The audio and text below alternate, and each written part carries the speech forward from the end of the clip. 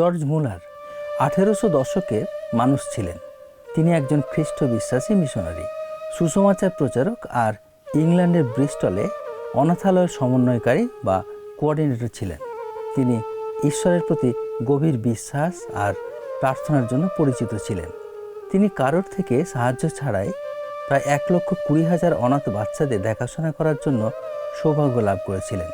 তিনি যিশুর সুসমাচার প্রচার করার জন্য 42টি দেশে জাহাজে করে প্রায় 2 লক্ষ মাইল গিয়েছিলেন। তিনি অন্য বিশ্বাসীদের সারা বিশ্বে হওয়া সেবার কাজ আর ঈশ্বরের উপরে বিশ্বাস রাখার জন্য উৎসাহ জুগিয়েছিলেন। তিনি নিজের পত্রিকায় ঈশ্বরের বিষয়ে তাঁর নানা আশ্চর্যজনক কাজ আর প্রার্থনার উত্তর সম্পর্কে অনেক কিছু লিখেছেন। তিনি তার ডায়েরিতে একটা প্রসিদ্ধ ঘটনা উল্লেখ করেছেন, যা এই রকম।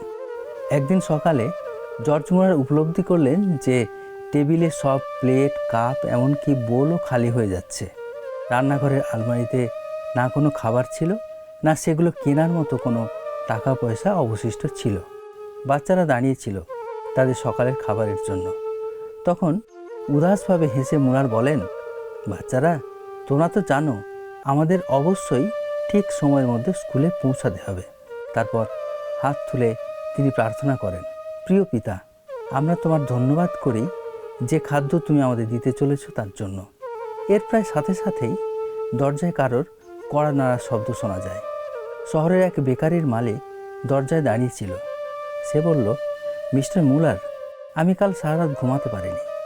আমার মনে হলো আপনাদের কাছে সকালের টিফিন খাওয়ার জন্য কিছুই নেই, আর প্রভু চান যে আপনাদের খাবার জন্য আমি আপনাদের কিছু দিই। আর তাই 2টোর সময় উঠে আমি কিছু টাটকা রুটি বানিয়েছি আর সেগুলো আপনার আর বাচ্চাদের জন্য নিয়ে এসেছি। মিস্টার মুলার বেকারির মালিককে ধন্যবাদ দিলেন, আর যেই তিনি দরজা বন্ধ করলেন তখন আবার একবার কড়া নাড়ার শব্দ হলো। সে ছিল দুধওয়ালা। সে বলল যে অনাথালয়ের ঠিক সামনে তার দুধের গাড়ি খারাপ হয়ে গেছে। সে বাচ্চাদের তার তাজা দুধের ক্যানগুলো দিতে চায়, যাতে সে তার গাড়ি খালি করতে পারে, তারপর সেটা সারাতে পারে। সেই সকালে কেউই না খেয়ে স্কুলে যায়নি। জর্জ মুলার জানতেন ঈশ্বর ঠিক একটা উপায় করবেন, আর তাই তিনি খাওয়ার জিনিস হাতে পাওয়ার আগেই ঈশ্বরকে ধন্যবাদ দিয়েছিলেন।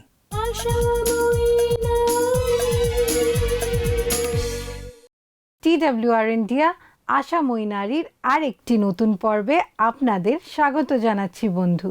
আমি স্তুতি আর আমার সঙ্গে আছে রিনিকা। আর আজ আমরা একসাথে ঈশ্বরের আরও একটা নতুন নামকে জানব, নতুন কিছু শিখব, খোঁজ করব আর সেগুলো অধ্যয়ন করার জন্য উৎসাহিত হব।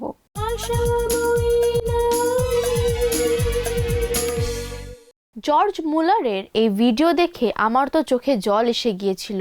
কি অদ্ভুতভাবে আর অসামান্য উপায়ে ঈশ্বর তার আর তার বাচ্চাদের জন্য খাদ্যের যোগান দিলেন। ঠিক কথা বলেছ। আমরা প্রায়ই এটা ভুলে যাই যে সব কিছু সৃষ্টিকর্তা ঈশ্বর, আমাদের পিতা, আমাদের বাবা, আর তিনি সব বাবাদের থেকে তিনি আমাদের বেশি খেয়াল রাখেন। বন্ধু, আজ আমরা ঈশ্বরের সম্বন্ধে কথা বলতে যাচ্ছি, যিনি আমাদের জিহোবা জিরি, যিনি আমাদের জন্য উপায় প্রদানকারী বা যোগানদাতা ঈশ্বর। আমরা প্রথম থেকে একটু দেখি। তুমি কি জানো বাইবেলে জিহোবা জিরি সবার আগে কোথায় পাওয়া গিয়েছিল? বাইবেল অনুসারে আমরা যদি দেখি তাহলে আদি পুস্তক 22 অধ্যায় 11 থেকে 14 পদে আমরা দেখতে পাবো যে ঈশ্বর অব্রাহামকে একটি মেষ জুগিয়ে দিয়েছিলেন। তুমি একেবারে ঠিক কথা বলেছ। বাইবেলে আদিপুস্তক তার 22 অধ্যায় 14 পদে লেখা আছে, অব্রাহাম সেই স্থানের নাম জিহোবা জিরি অর্থাৎ সদাপ্রভু যোগাইবেন রাখিলেন। এই জন্য অদ্যাপি লোকে বলে সদাপ্রভুর পর্বতে যোগানো হইবে।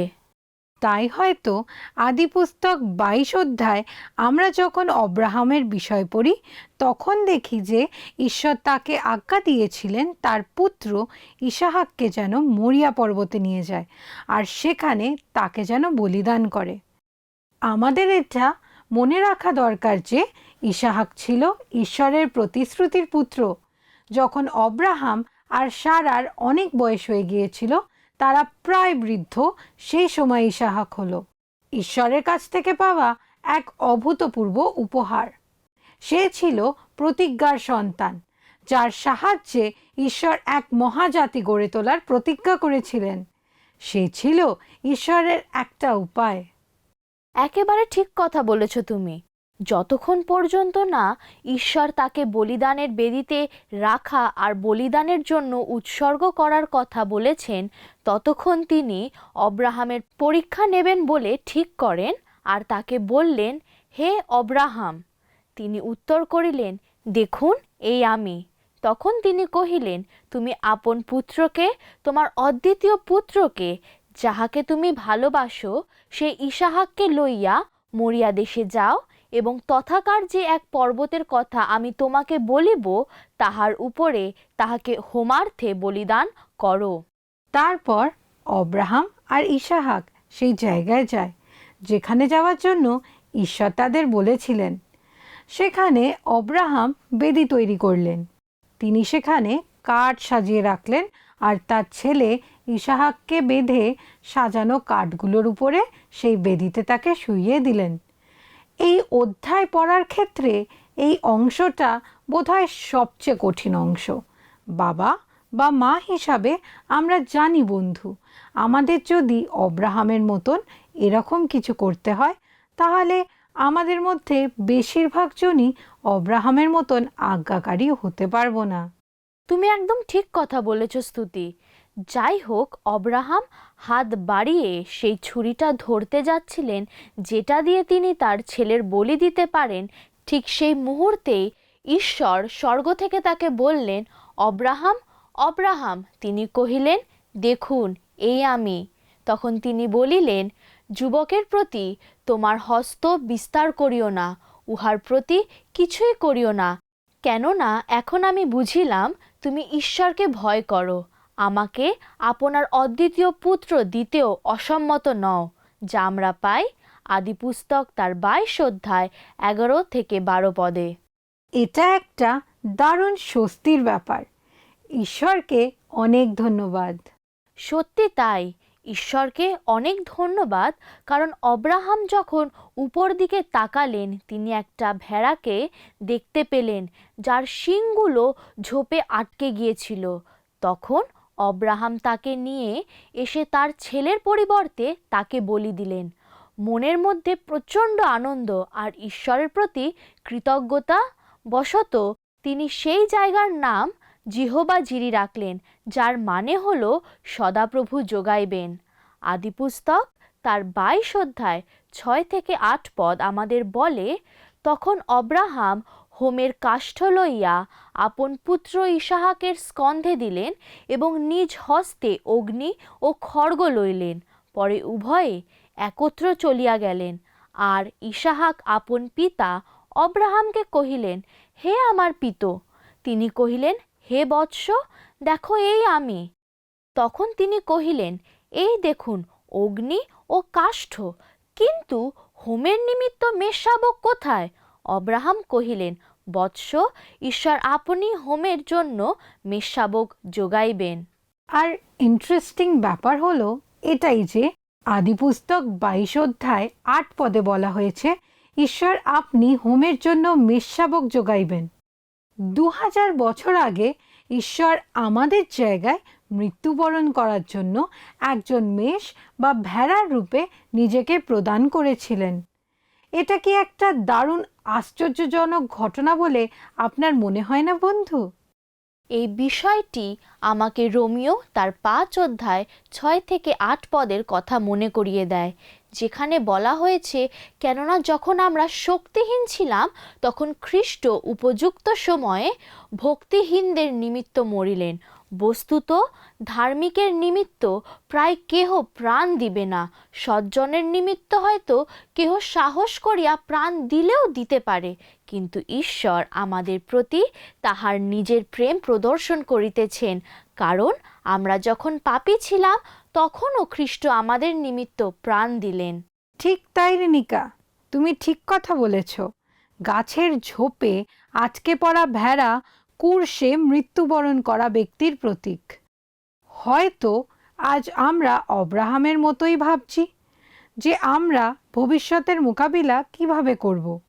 আমরা হয়তো খুব চিন্তায় বা কষ্টের মধ্যে আছি। হয়তো এমন মনে হচ্ছে আমাদের দুনিয়া বোধহয় শেষ হয়ে যাচ্ছে। যদি এরকম হয় তাহলে আমরা আশা রাখি যে আমরা যখন জিহোবা জিরি নামের ওপরে আমাদের লক্ষ্যকে স্থির করব, তাকে নিয়ে ভাবব, তখন অব্রাহামের এই বিষয় আমাদের অবশ্যই উৎসাহ যোগাবে। বন্ধু, ঈশ্বর সবসময় সেই সব রকম জিনিসের যোগান দেবেন যেগুলো আমাদের প্রয়োজন। আমাদের কোনো কিছু চাইবার আগে থেকেই তিনি আমাদের সব প্রয়োজনই জানেন। তার বদলে তিনি শুধু এটাই চান যে আমাদের জীবনে আমরা যেন তাকে সবার আগে রাখি, অর্থাৎ প্রথম স্থান দিই। গীতসংগীতা তার 34-10 পদে বলা হয়েছে, যুব সিংহদের অনাটন ও ক্ষুধায় ক্লেশ হয়, কিন্তু যাহারা সদাপ্রভুর অন্বেষণ করে তাহাদের কোনো মঙ্গলের অভাব হয় না। আমেন। ফিলিপিও 4:19 পদে বলা হয়েছে, ঈশ্বর আমাদের সব রকম প্রয়োজন পূরণ করবেন। তবে কথা বলা হয়নি যে ঈশ্বর আমাদের সব চাহিদা পূরণ করবেন। এখানে একটা ছোট্ট পার্থক্য আছে বন্ধু। অনেক সময়ই আমরা শুধুমাত্র আমাদের চিন্তা ভাবনা বা আমাদের ফোকাসকে একটা বিষয়ে কেন্দ্রীভূত করে অনেকটা সময় নষ্ট করছি, যে আমাদের কাছে কি নেই এটা ভেবে। বরং আমাদের যেটা ভাবা উচিত ছিল বা যেসব প্রয়োজনগুলো মেটানোর জন্য আমাদের আনন্দ করা উচিত ছিল, যেগুলো ঈশ্বর সব সময় আমাদের জীবনে পূরণ করেন। আসুন বন্ধু, আজ সেই সব চাহিদাগুলো লিখে ঈশ্বরকে ধন্যবাদ দিই, যেগুলো তিনি আমাদের জীবনে পূরণ করে চলেছেন। আরাধনা আর কৃতজ্ঞতা রূপে প্রত্যেক দিন কাজের সূচির মধ্যে সেই লিস্টের বিষয়গুলো যোগ করে নিন বন্ধু। এরকম করতে পারলে আমাদের এটা মনে থাকবে যে ঈশ্বরের বাক্য সত্য, আর তিনি সমানে আমাদের যোগান দেওয়ার কাজ চালিয়ে যাবেন। ঈশ্বরের এই সরবরাহ করার বিষয়টা ভালো খবর, এটা কখনো কোনো দিন বন্ধ হবে না। আসুন বন্ধু, আমরা মথি তার 6 অধ্যায় দেখি, যেখানে যিশু তার শিষ্যদের বলছেন, কি ভোজন করিব, কি পান করিব বলিয়া প্রাণের বিষয় কিংবা কি পরিব বলিয়া শরীরের বিষয় ভাবিত হইও না। ভক্ষ হইতে প্রাণ ও বস্ত্র হইতে শরীর কি বড় বিষয় নয়? আকাশের পক্ষীদের প্রতি দৃষ্টিপাত করো, তাহারা বুনেও না, কাটেও না, গোলাঘরে সঞ্চয়ও করে না, তথাপি তোমাদের স্বর্গীয় পিতা তাহাদিগকে আহার দিয়া থাকেন। তোমরা কি তাহাদের হইতে অধিক শ্রেষ্ঠ নও? আর তোমাদের মধ্যে কে ভাবিত হইয়া আপন বয়স 1 হস্তমাত্র বৃদ্ধি করিতে পারে? আর বস্ত্রের নিমিত্ত কেন ভাবিত হও? ক্ষেত্রের কানুর পুষ্পের বিষয়ে বিবেচনা করো, সেগুলি কেমন বাড়ে? সে সকল শ্রম করে না, সুতাও কাটে না, তথাপি আমি তোমাদিগকে বলিতেছি, সলোমনও আপনার সমস্ত প্রতাপে ইহার একটির ন্যায় সুসজ্জিত ছিলেন না। এই পদগুলোর মধ্যে যিশু দেখাতে চেয়েছেন নিজের সৃষ্টির সবচেয়ে ছোট আর সবচেয়ে কম গুরুত্বপূর্ণ জিনিসের প্রতিও ঈশ্বর নজর দেন, তাকে গুরুত্ব দেন, তাদের খাবারের যোগান দেন, তাদের থাকার ব্যবস্থা করে দেন।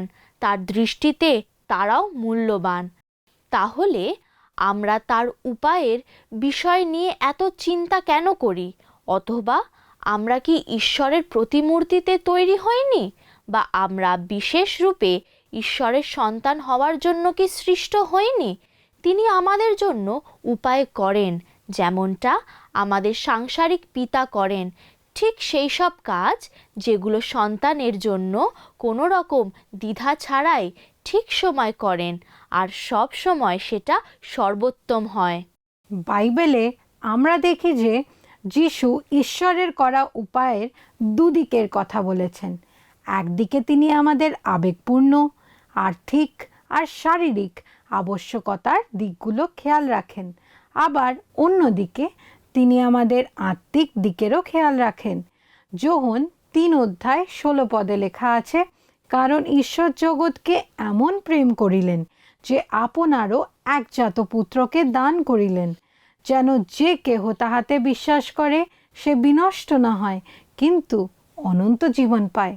যোহন 10:10 বলা হয়েছে, যেখানে যিশু বলেছেন, আমি আসিয়াছি যেন তাহারা জীবন পায় ও উপচয় পায়।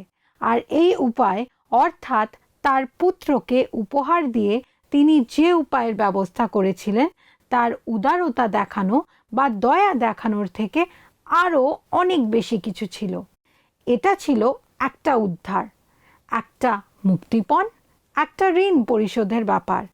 আমাদের মতন দোষীদের বিকল্প হিসাবে জন্মাবার শাস্তি ছিল। এই ঈশ্বরই তিনি, যিনি জংলি ফুলের উজ্জ্বলতার মুচকি হাসি হাসেন, ছোট্ট চড়াই পাখির বাচ্চার খাবারেরও সংস্থান করেন। তিনি তার একমাত্র পুত্রকে আগে থেকে করা পাপের জন্য বলিদান রূপে এই পৃথিবীতে পাঠিয়েছিলেন। যিশু ছিলেন শেষ এবং চূড়ান্ত বলিদান, এক নির্দোষ ভেড়া যে সব পাপীদের পরিত্রাণ দেওয়া আর পাপের মূল্য চোকানোর জন্য সক্ষম ছিল।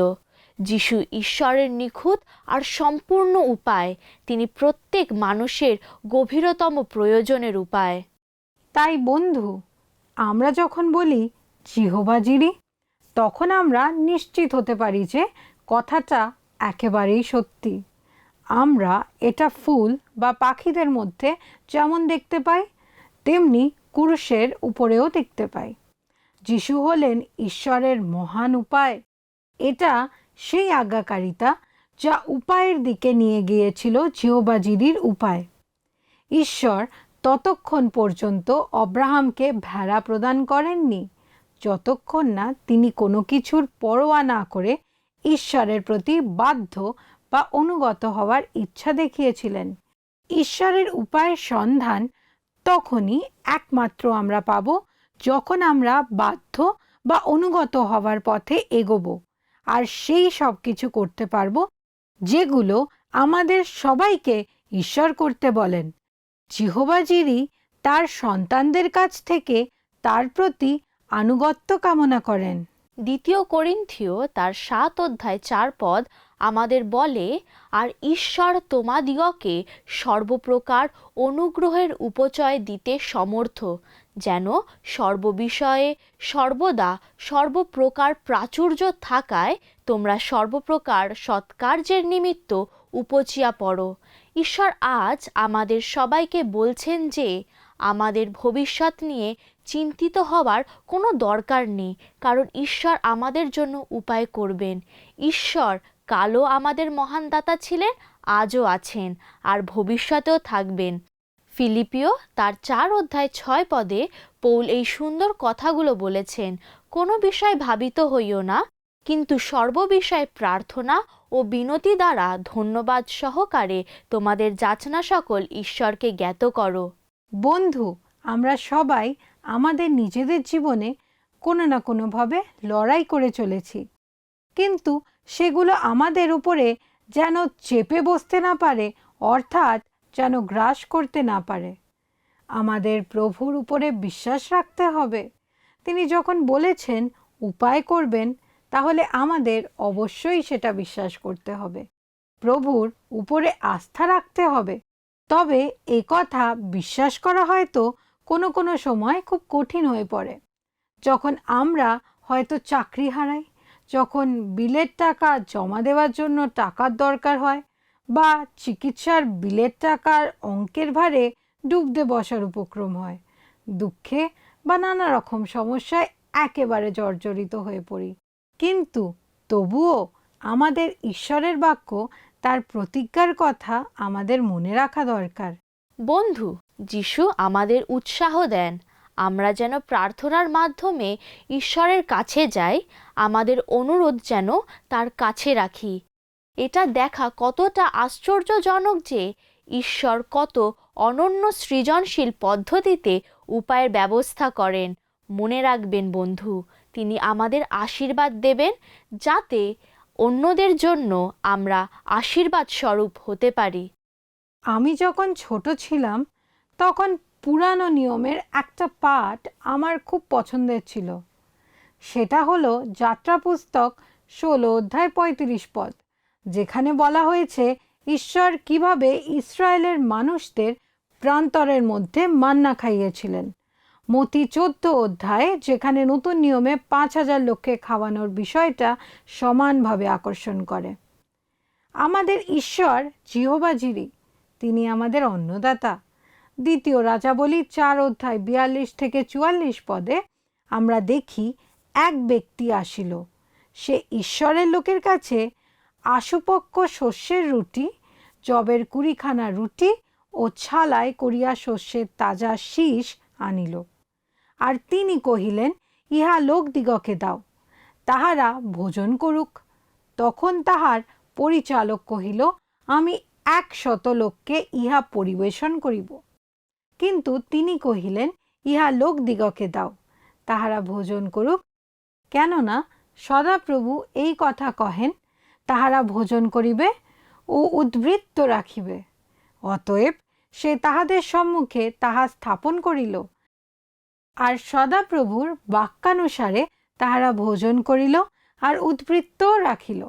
আবার দ্বিতীয় রাজাবলী 4 অধ্যায় 1 থেকে 7 পদে বলা হয়েছে, যেখানে একজন গরিব বিধবা, যার স্বামী মারা গিয়েছিল, আর মহাজন তার 2 ছেলে মেয়েকে দাস বানাবে বলে নিতে আসছিল, ইলিশায় তাকে জিজ্ঞাসা করে তার ঘরে কি আছে। সে উত্তরে বলে, তার কাছে 1 বাটি তেল ছাড়া আর কিচ্ছু নেই। তখন ইলিশায় তাকে বলে, পাড়া প্রতিবেশীদের সবার কাছ থেকে খালি পাত্র চেয়ে আনতে। তারপর সেই 1 বাটি তেল থেকে সে যতগুলো পাত্র এনেছিল সবগুলো ভরে যায়। তারপর সেই সব পাত্র ভরা তেল বিক্রি করে তার ছেলেরা দাসত্ব করার হাত থেকে মুক্তি পায়। মহাজনের সব কর মিটিয়ে দেওয়া হয়। বাহ, সত্যি বাস্তবে আমাদের ঈশ্বর সত্যি আমাদের কথা শোনেন। সেটা কোনো খাবার জিনিস হোক, বা কোনো বিল চোকানোর ব্যাপার হোক, বা বিশ্বাসের প্রশ্ন হোক, যাই হোক না কেন, আমাদের যার যার নিজের লড়াইকে সঙ্গে নিয়ে ঈশ্বরের কাছে যাওয়াটা খুবই দরকার। হ্যাঁ বন্ধু, জিহোবা জিরি আমাদের দাতারূপে ঈশ্বরকে আরও গভীরভাবে জানুন, তাকে আপনার জীবনে অনুভব করুন, এই বিশ্বাসের সঙ্গে যে আমাদের ঈশ্বর নিজের উত্থানের দ্বারা যে মহিমা যীশুখ্রিস্টের মধ্যে আছে, তার দ্বারা আমাদের সব প্রয়োজন পূরণ করবেন। আসুন বন্ধু, প্রার্থনা করি। আসুন আমরা প্রার্থনায় যাই। পরম করুণাময় স্বর্গস্থ পিতা, তোমার মহানামের ধন্যবাদ দিই যে তুমি আমাদের আজকে আবার একটা নতুন দিন দেখতে দিলে প্রভু। তুমি আমাদের আজ আবার শিখালে যে তুমি জিহোবা জিরি ঈশ্বর প্রভু, যিনি যোগানদাতা, যিনি আমাদের সব প্রয়োজন যোগান। যতই আমরা প্রতিকূল পরিস্থিতিতে পড়ি না কেন প্রভু, তুমি সব সময় আমাদের যোগাও আর তুমি আমাদের পাশে থাকো। তাই তোমার মহানামের ধন্যবাদ দিই প্রভু।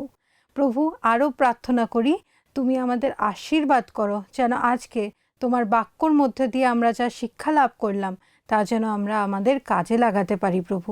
আর সব সময় তুমি যে আমাদের পাশে আছো আর যোগাবেন, এটা মনে রাখতে পারি। এই ছোট্ট প্রার্থনা যিশু তোমার নামে চাই, আমেন।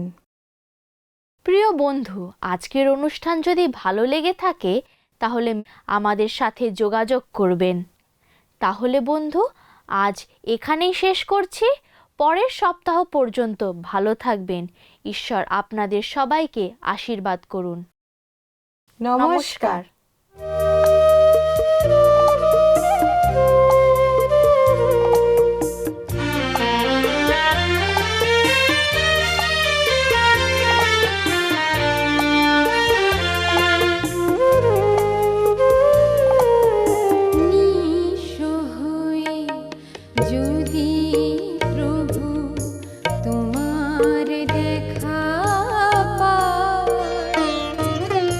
এই পৃথিবী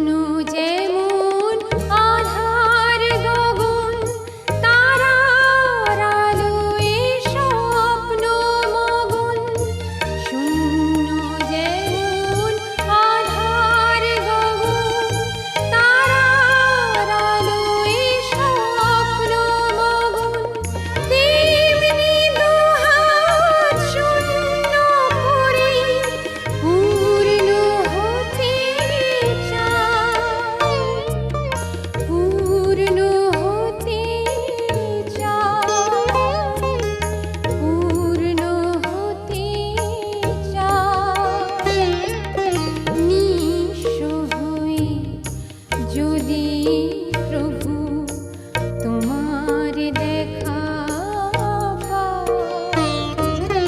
এই পৃথিবীর বৃত্ত সুখে আর প্রয়োজন নাই তোমার দেখা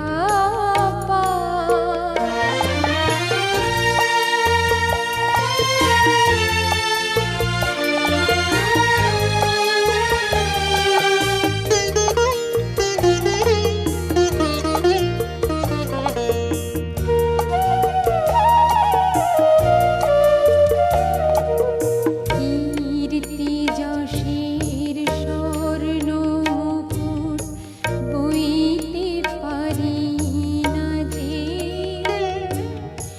অহংকারী রাজপ্রাসাদে লুকিয়ে থাকি রাজে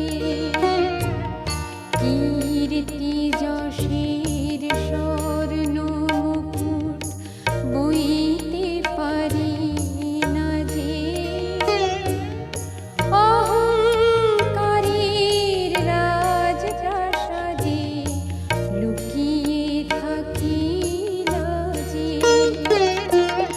ডাকলে যদি দয়াল আমার চোখে জাগাও শ্রীমুখ তোমার ডাকলে যদি দয়াল আমার চোখে জাগাও শ্রীমুখ তোমার তোমার মধুর নাম সায়রে যাই গো ডুবে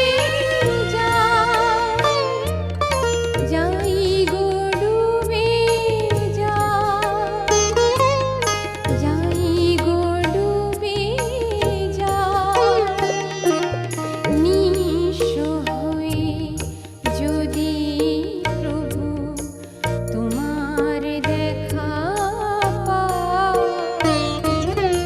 এই পৃথিবীর বৃত্ত সুখে আর প্রয়োজন নাই তোমার দেখা